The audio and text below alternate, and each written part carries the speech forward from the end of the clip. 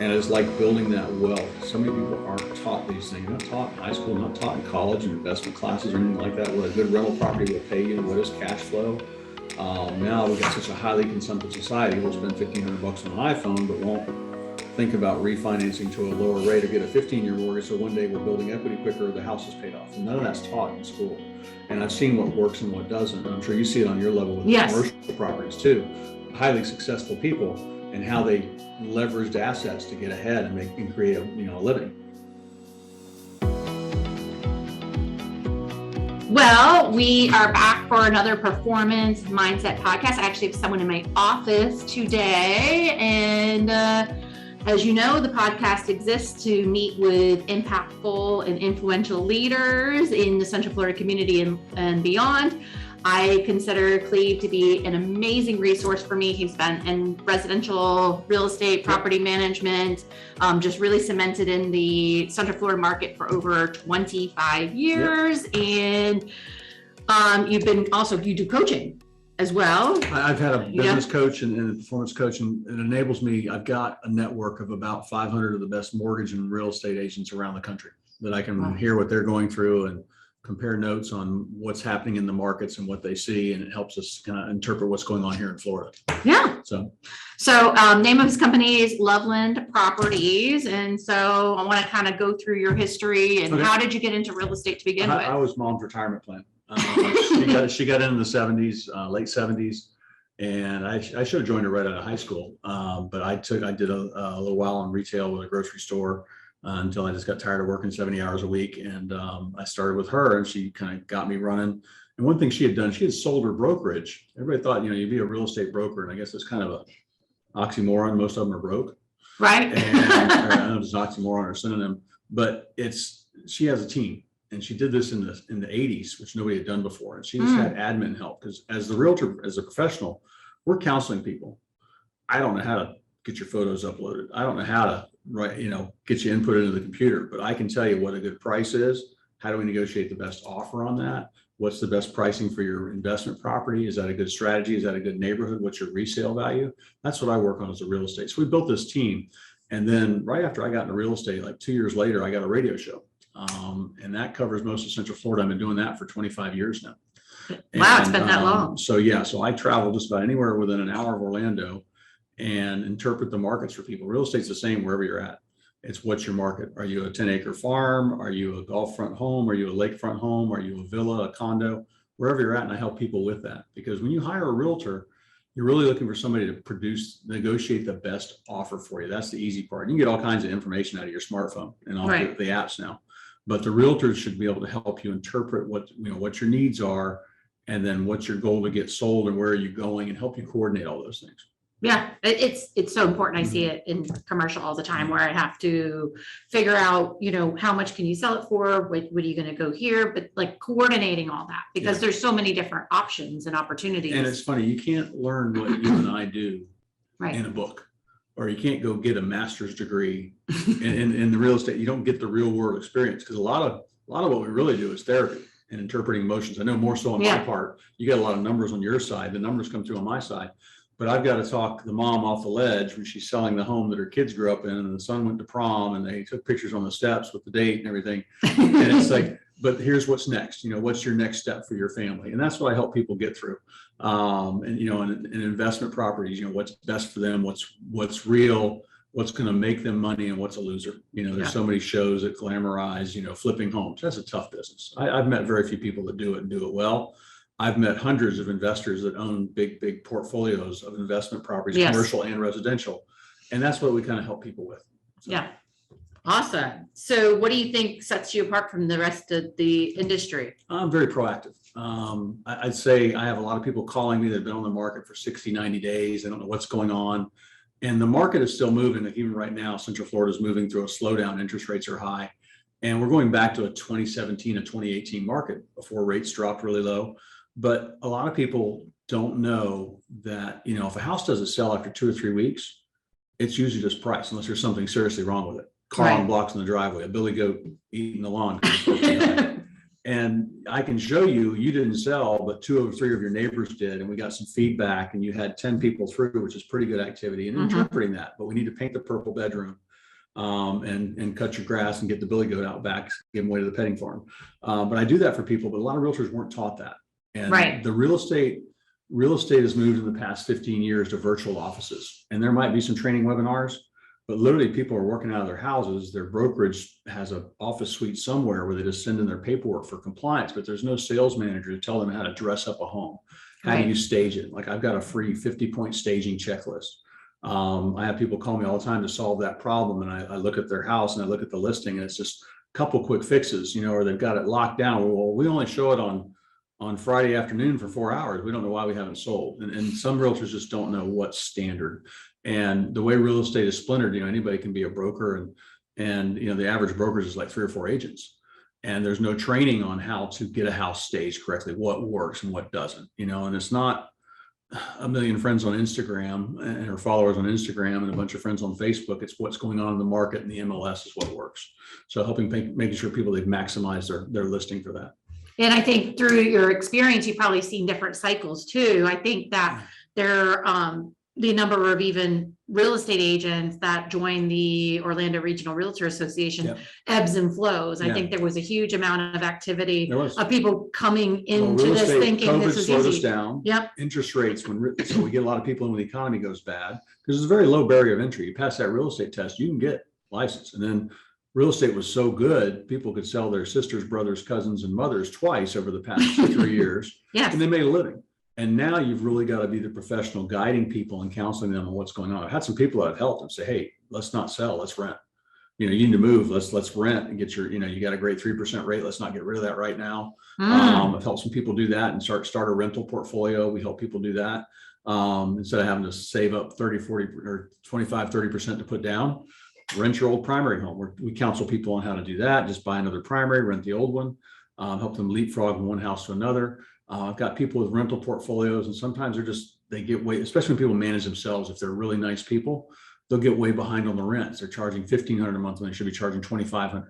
Right. So, and you and I look at that performance percentage. What's that for? That's for your retirement. You want to be nice, go give to church and give to charity. But don't, it's funny. I just see so many people. I love managing the portfolios and seeing people have the success and update them. Hey, your house went up to $450. And you're cash flowing an extra $1,500 a month because we've raised the rents the past 3 years. So things like that, I really enjoy.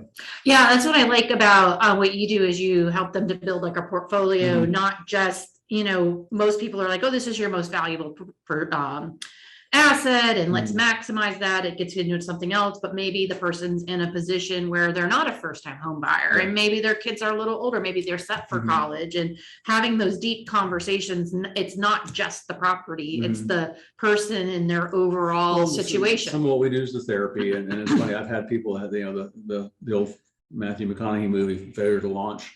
I've had some people that need to move on and need to get another house, and they still got the 25-year-old kid living with them. I'm like, well, I'll bring you a lease for the new home. Let's sign them up. Let's sign the kid up on a lease, and their eyes light up like, let's do that. Let's make some money. But it's just helping people with whatever's right for their family situation. Maybe mom and dad need to come back to live with them, and they can't be in a 2-story, or they need to get closer to mom and dad in a different part of town, or they're tired of cutting the grass. They want to travel. We need a condominium or a townhome, and just solving those problems for people. It's funny. I learned something probably almost every couple transactions. We have something where we look each other in the office and say, what is going on? Where'd that come from? Where'd that rule come from? But how do we fix it?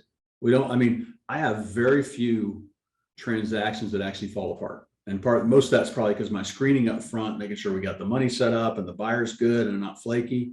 But then along the way will come up things like, right now, probably a big problem on, besides interest rates, if they can qualify, great. But insurance is a big problem. Yes. And 15-year-old roofs. Well, a roof can last 20, 25 years sometimes. So if things like that come up, and we're like, how do we solve this problem? Plus address the seller, say, well, Mr. Seller, you do have to buy a roof for $18,000, if we're going to get this done, that kind of thing. Or we do have to contribute $12,000 to the buyers for a buy down, because otherwise they can't really afford it. They don't want to do the 7% interest rate. They want the first year at 5%, next year at 6%, that kind of thing, and buy downs. It's what we're using a lot of right now. So in every situation, I think we have something we'll come across, like, how do we solve this problem? But it never changes. There's just there's always a series of problems. It is, yeah. So One thing that I felt was interesting that I just ran across, and you were talking about multiple generations, is I'm seeing there's granny flats now. Have you heard any of I've seen that? those. I've seen homes, like some of the builders have built-in suites, like in Yeah. a separate entrance, but kitchenette, like a little apartment for Yeah. mom or grandma and grandpa, in-laws or outlaws.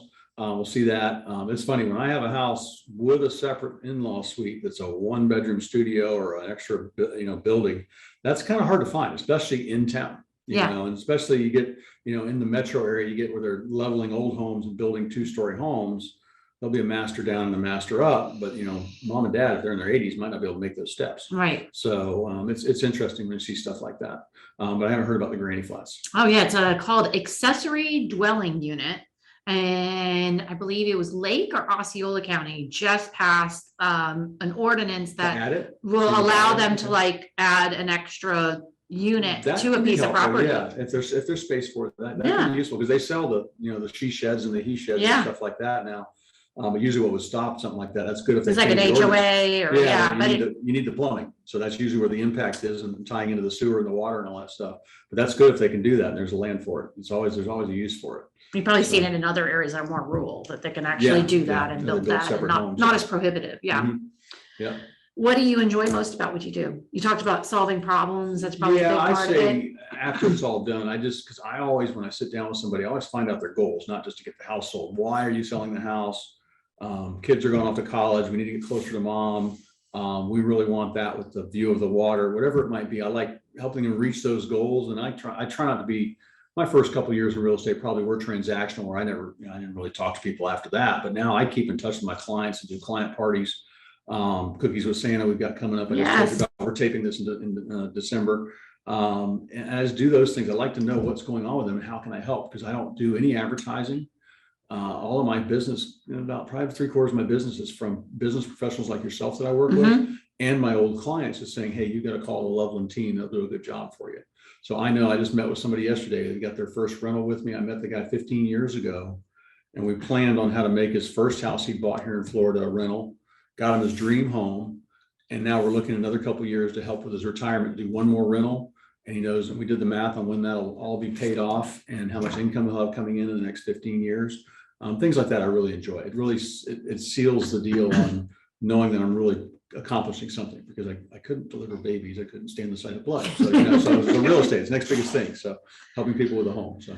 Well, I think when you're working with someone that's been in the industry as long as you had, you've been through the ups, you've been through the downs, and then also you're not going to be like someone else that's short-sighted, like where maybe if the person does have the wherewithal to do a rental unit, but then another person might be like, well, I could make this much commission if I sell the property, but you don't. Yeah. It doesn't matter as much to you. You want the overall longer result. Yeah, I do. I just feel that I just love that wealth building and that. I didn't start getting investment properties. I sold my first 2 homes. I could kick myself for that. I should have kept them because now they're worth 4 times what I sold them for, or 3 times what I sold them for. And I just like building that wealth. So many people aren't taught these things. You're not taught in high school, not taught in college and investment classes or anything like that. What a good rental property will pay you. What is cash flow? Now we've got such a highly consumptive society. We'll spend $1,500 on an iPhone, but won't think about refinancing to a lower rate or get a 15-year mortgage. So one day we're building equity quicker, the house is paid off. And none of that's taught in school.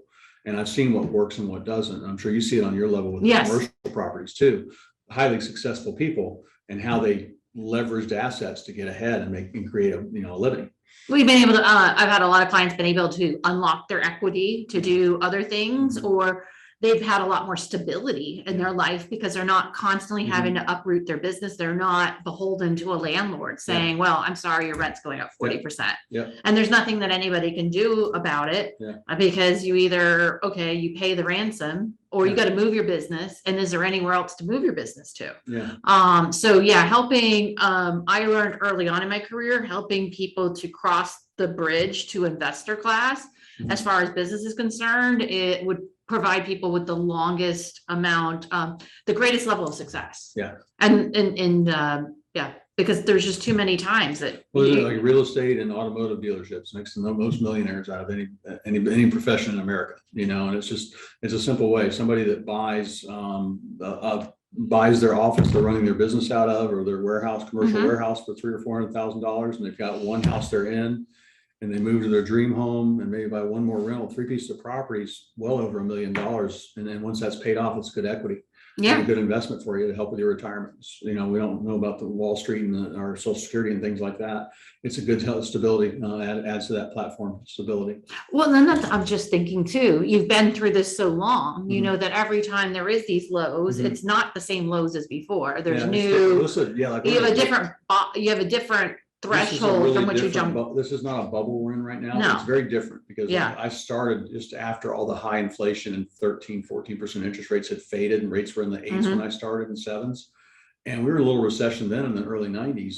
And then I had builders, you know, the home in Central Florida was $200,000 for a nice new home, and the builders were building and spending $220 and having to sell them for $210, trying to stay in business. And then things slowly kept climbing. And then 2001, after 9/11, things kind of took off, built us up to that bubble with the irresponsible lending. Yes. And I've seen what works and what doesn't. Where we're at right now with these, these are actually regular interest rates. We're just, our Central Florida market is very fortunate because people move here from the rest of the country. Yes. And from other parts of Florida. You know, Southwest Florida just got hit by that hurricane, and I got people coming here from there, and I have people moving in off the coast. They can sell an expensive home on the east or west coast of Florida and come in town here, and we're so sprawled out. They can get a great house, you know, for half what they sold their house for in Southwest or on the east coast of Florida, the west coast of Florida. But I just think our market right now, it's different, and it should settle down. But we're still selling homes right now. It's like I remember at the peak of the bubble, the bad times, you know, 80% of everything listed was a foreclosure or a short sale, and nobody could buy. Like the number of sales in Central Florida dropped so far down, it was ridiculous. Like there's hardly anything going. There's nothing. And right now we're just back to 2017 or 18 it's still a good number of sales, and there's still a shortage of homes for sale. There's still a seller's market where prices are going to keep going up. So. And then even in commercial, which tends to follow, you know, residential, we are still having really great activity. And I'm seeing the same thing where we saw a lot of interstate activity and migration from up north, but now I am seeing as well in commercial that people are considering moving up here, moving their business up here, and there's still a lot of activity to our Orlando, which I think will make it unique. Yeah, COVID really amplified that Florida is affordable and better taxes, less taxes, things like that. And our real estate was cheap compared to like New England. You're not knee deep in snow 4 months out of the year, things like that. Yeah. So, or in the mid, you know, Wisconsin, you know, Minnesota somewhere, where it's really cold 6 months out of the year. Coming here, I mean, they get great weather. We don't have earthquakes or wildfires. We might get a bad storm every 5 years or so. But it's just it's a great market. And we're still less expensive than the rest of the country, most of the rest of the country. So talking about the stats, though, you were compared to where we were like a year ago. Where do you see that where we are? And of course, this is going to air a little bit later, but it'll probably be the same whenever this does air. The inventory doubled about 3 months ago, and rates came up from 4 into the 6s. Yes, and it doubled, but the sales didn't really drop that much. They came down because of low or higher interest rates. There's less sales. We're down about 30% the number of sales. But the good thing is the number of homes entering the market is not ballooning like it did during the bubble. There's no distressed properties. You got a lot of people saying, I'm going to stay put for a while because they got a 3% interest rate. They might have a 2% interest rate on a 15-year mortgage. So they don't need to move. The frenzy was caused by all of the people that could sell. They made a bunch of equity real quick. They could get another mortgage at the same or lower interest rate, and there was no consequences to selling. Besides moving, they got a better house.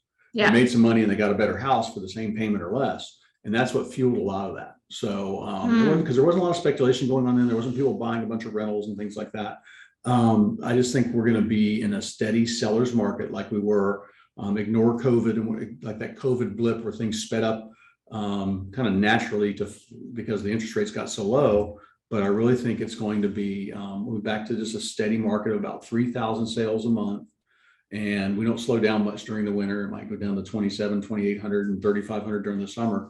But it's just average activity. And so it's been staying steady. You've seen the last few months, and we're kind of at this like equilibrium, and you don't see anything. Builders have adjusted their prices, and sellers, you know, I see the inventory has also climbed. A lot of people think the market's still rising. They're going too high. They remember their neighbor that sold for $550 because he had 10 offers and he took the one. He's listed for $500 and had somebody offer him $550. He probably still needs to be listed in the 5s, low 5s. He listed at $599. Right. That's not really a listing. It's not on the market really. Right. It's too high. People have so much information on their phones. They look around at 3 other listings. They look at what's selling. They're obviously going to go for the best condition and best price.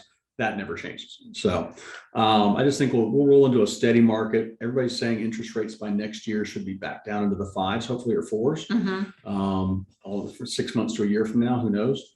But stock market should be doing better. You know, high-end sales haven't really slowed down here. We don't have a ton of high-end listings. You know, people buy $1 million and up. There's still areas that are hot with no listings in them. There's some areas saturated. I was in a zip code in Apopka the other day.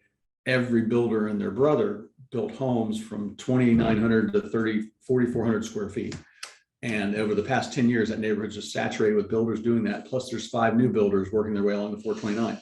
I know what you're talking about. I was driving out to the tree farm. So there's 50 listings in that price point.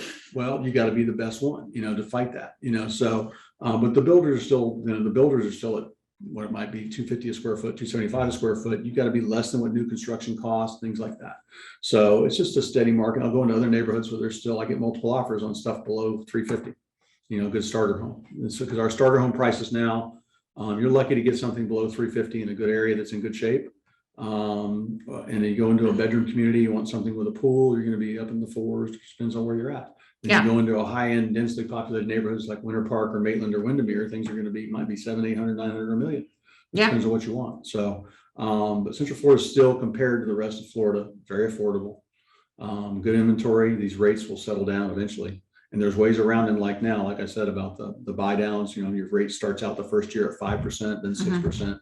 Well, you'll never get to 7 because we'll probably refinance you by then. You know, my lender will keep in touch with you and do that. So we've worked on different products because the ARMs aren't really, I don't think ARM mortgages are not going to be, they're not coming around because Wall Street knows that these rates are going to kind of a blip. It's kind of a blip because of inflation. They're going to go away. Okay. And well, I think I think we're seeing this too, because the Fed waited too long to. Yeah, they should have done something before in the middle of COVID, but you know, they've never mastered the soft landing. They said that's what they're looking for. They never mastered it. But no matter what happened, it's funny because my mom, I remember her negotiating mortgages that everybody would assume the old mortgage at 14%, and they'd fight over a $20,000 second they were doing for 5 years at 10%. And that's how they sold the homes back then. So it's not a bad rate, but it does affect affordability for some people and slows down the number of sales, but it's not definitely not at a standstill. Yeah.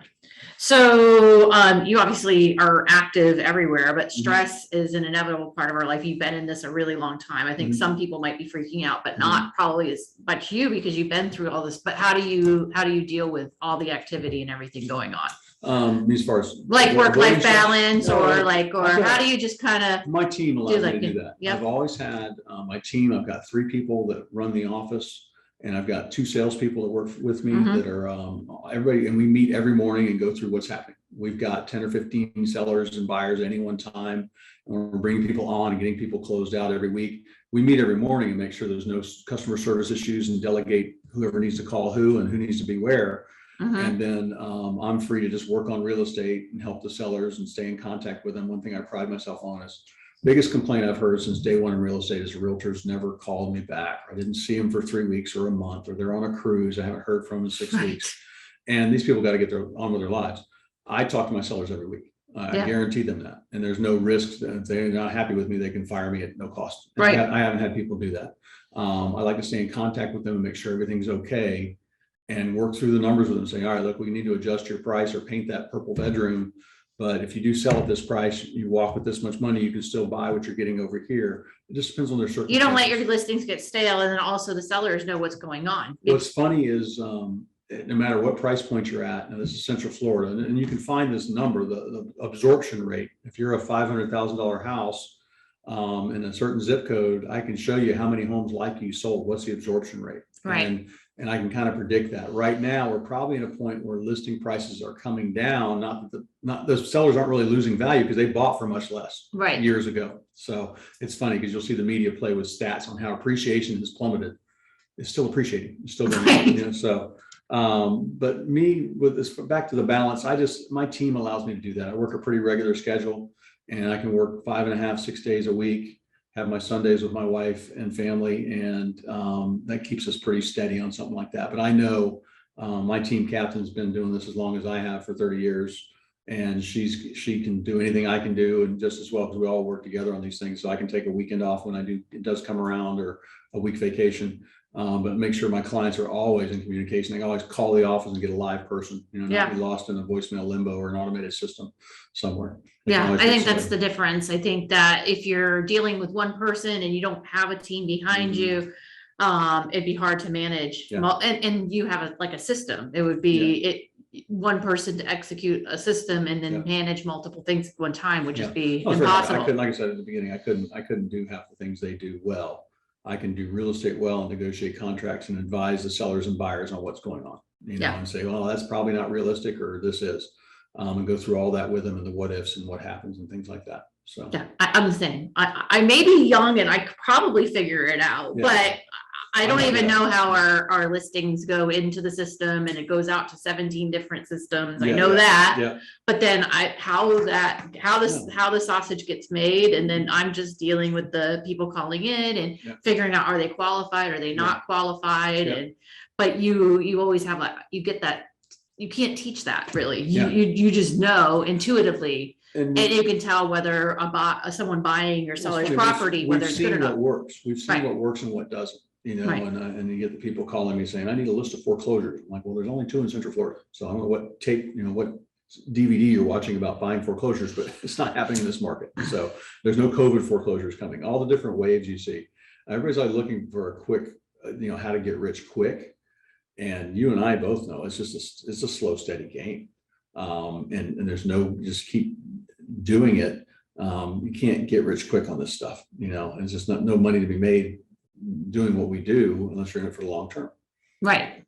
And you grow a stable of clients that have properties or whether properties that you can manage for them or otherwise, and then creating that stable that's going to send you other people. So awesome. And then so your radio show, you've had a radio show for 25 years. Tell us about it, and where does it air? And I'm on noon every Saturday on 5:80 a.m. I've been on for about 25 years now. I've been in real estate about 27. I got so lucky with that show. They needed a realtor for a weekend show, and they got the news and the mortgage guys and the financial planners and the lawyers are on the Saturday formats. And a young lady had driven past my mom's sign in the 80s in this one neighborhood. She had every lot in the neighborhood listed. Her picture was on it. They weren't selling in the 80s. She had to look at my mom's picture every day on the way to high school. She goes through college at UCF, gets out, goes to work at the radio station. They say, we need a realtor. She goes, oh, let me call Mrs. Loveland. She calls me. And but it was funny. And I think the one thing I wanted to do, I appreciate news and information. I'm a bullet point person. And I love hearing just what's going on about these certain facts, about these certain subjects. And so I wanted to keep my show as news and information, as informational as possible. I'll do my listings, give people an idea of what's on the market, where are the interest rates at. My mortgage partner, the loan arranger, helps me with that. He's on Sunday also. He's on my show. We just like to deliver the news to people, what's realistic and what's not. What do we see happening to people right now? Like there's an influx of people trying to sell by owner. Well, odds are you're going to end up getting less and getting taken or wasting your time for 4 months trying to do something like that. But on the show, I just always try and deliver as much information as possible in that 45 minutes of airtime that we've got. And I've just seen other people come and go because they get on there trying to sell like Billy Banks and OxyClean or Tybo kickboxing DVDs or something. It's just, I just like to be informational and deliver that to people. So I'll get people calling me, they've been listening to the show for years. So yep, it's time for me and the wife to move, but I love what you've been doing for listening to the last 10 years, and they'll call me. It's just a great format and a great station, delivers a lot of news to everybody. People depend on it for the weather and things like that, or when a hurricane rolls through. But I just like to be that resource for what's really going on. Did your show still go on when we had those hurricanes recently? Yes, and we do. My mortgage guy has his own studio, so we'll take that. Yeah, we did. That's funny. I remember I got mad the second year I was doing the show. I got mad because they preempted me for Bill Clinton getting impeached. I'm thinking, and the guy goes, "Hey, listen, because I know you pay for the show, but that's a little bit bigger than you." I'm like, "All right." But if it bleeds, it leads. The media, that's what I always think. You always think about when you read about news. It's like, what headline are they really trying to get to? When you read about something in our markets, about what's happening, they're talking about the national market, just one state. They talk about Florida, they talk about Central Florida. And that's what I do, is let people know what's going on in Central Florida. And I'll take an article that talks about how appreciation has plummeted. And okay, we're at 12% a year instead of 20 like we were, Right. that's the way the numbers come in. So you just got to have somebody out there to interpret that for you and give you the real news. So. And adjust it for the market. Yeah. And the fact is that people are always going to need a place to stay and to live. Yeah. And so especially rental prices have not come down at all. That That was the only good thing for landlords and Mhm. interest rates spiking, things like that. Rent prices spiked too. The days of the $1,500 3-bedroom, 2-bath, 2-car garage house are gone. Yeah. I'd be scared. It's probably not the owner you're talking to. It's you're being catfished. It's somebody fake on the internet, on Craigslist telling you. Yeah. So, but yeah, that's gone up nicely. I think that's kind of stabilized now because inflation, and everything's kind of more expensive. But just like that, when I have landlords trying to do that, I met a gentleman trying to rent a house for $3,500. I said, you need to be 29. I said, and if you try this for 2 months, you're losing $6,000 instead of trying to get that $7,000. Just lay those numbers out for them. And I have people do that. So the important thing is get somebody in there to take care of it, get it off your plate, that you go do what you do to make more money. Right. And we'll manage it. Reduce the vacancy and get the cash flow going in. Money every week and something like that's $800, or $700.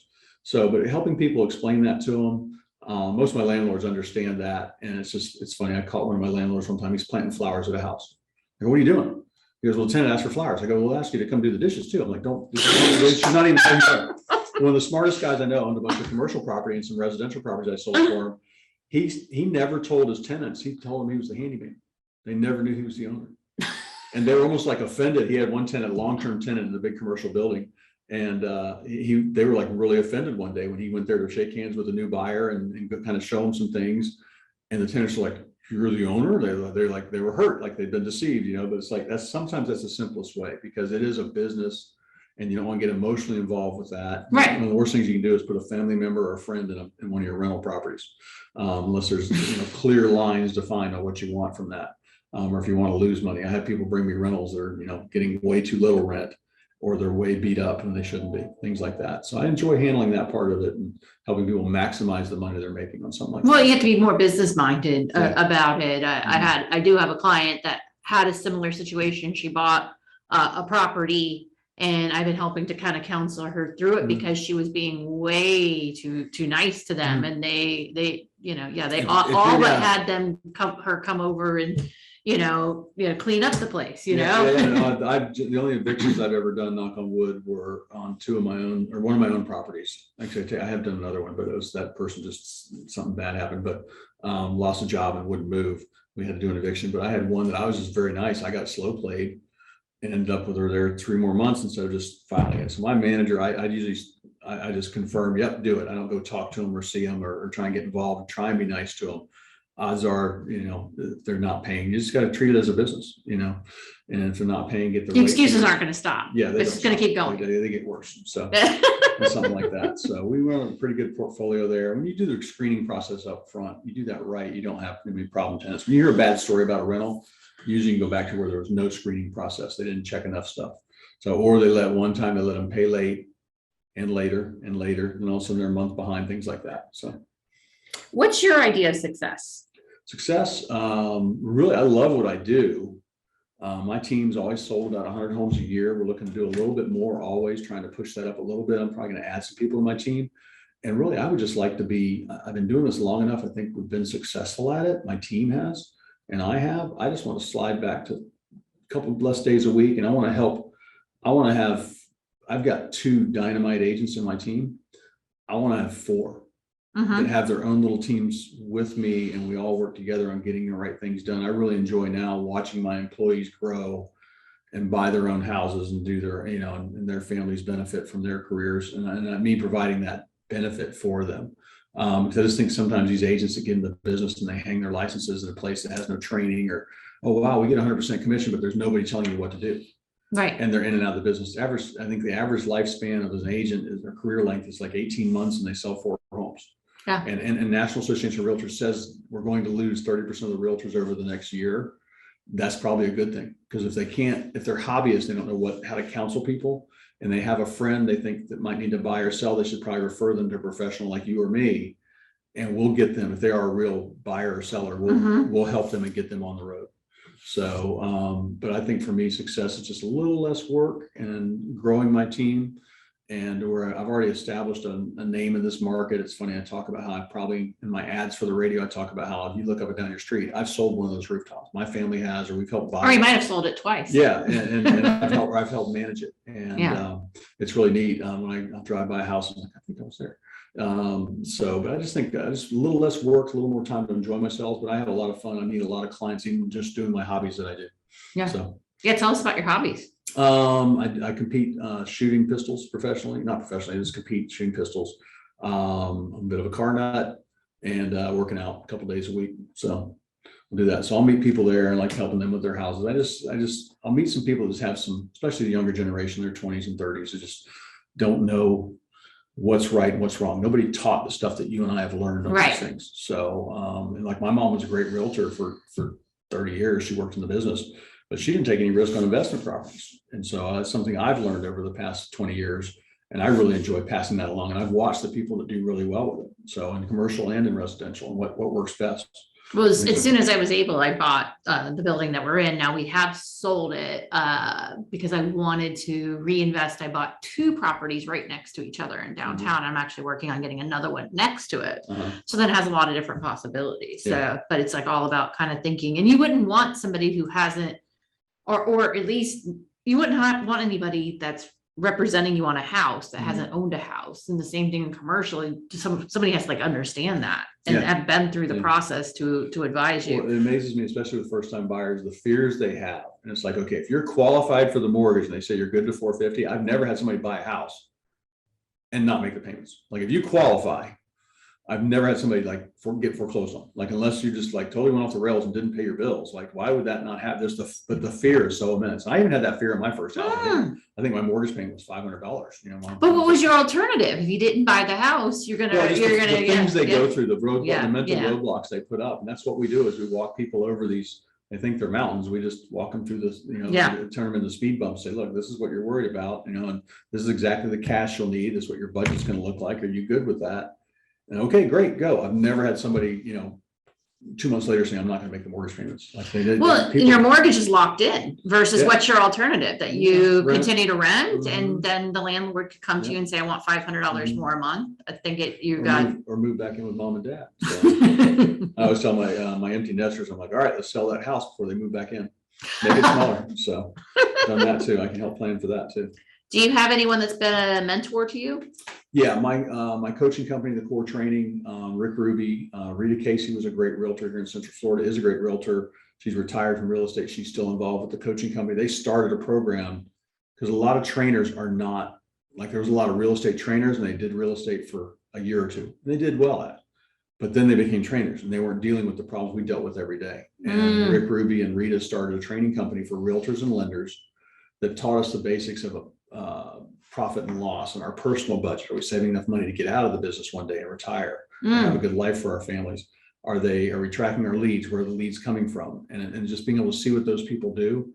But they are in the business. They're not out. They are still in it, dealing with all the stuff we're dealing with and 7% interest rates, or how to deal with, it's kind of funny dealing with multiple offers. You listed something. It's like, oh my gosh, what do I do? I got 20, things like that. Now it's a good problem to have.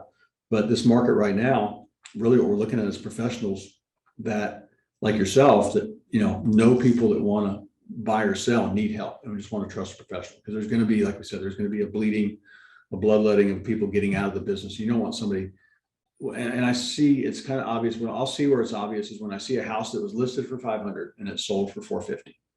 Why on earth wouldn't you reduce that list price to 490, 489.9 and give a counter offer at 485? And that's right. And I can almost say it was probably desperation on the part of the realtor to get a paycheck. And they said, oh, you got to go this lower. We're not going to sell. Whereas most homes are still selling. There's numbers out there. Most homes are still selling within. You might have to just tweak it or come up with something new. They were selling about 1 or 2%, 3% above list price. Now they're probably 98, 99%. And so you don't go 10% off list price. No. It doesn't happen unless something's grossly overpriced. So I'll see that happen sometimes. But I just think that's wealth that was flushed down the toilet. That's the family's equity. What could they do with that? Or if you're buying something and overpaying for something, or not getting the closing costs, or, stretching to put 20% down. Why don't you do 10% and then let's pay off the car? Things like that. I help people with that all the time. So. And which one gets you the most bang for your buck at long term? Yeah. So, Well, awesome. Is there anything else you'd like to share, or where do people find you? They can find me Loveland Properties on lovelandreport.com every Saturday at noon on the radio.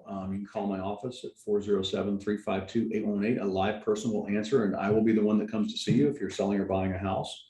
One of my team be happy to work with you. I really enjoy this. Thanks for the opportunity, Amy. And it's been a pleasure to work with you guys. You run a great team here, and you're a great resource when it comes to the commercial side. I love it. I love what I do. Mhm. So believe it or not, in commercial, we're still getting multiple offers. That's You good. know, still That's like, good to know there's a bright spot there. yeah. So things are adjusting on the residential side. Hopefully, if the financial side and Wall Street kind of catches its footing and they start saying inflation is subsiding, then we'll see a little more normalcy return. Because that's what's weird right now. Like, I've been through some slowdowns.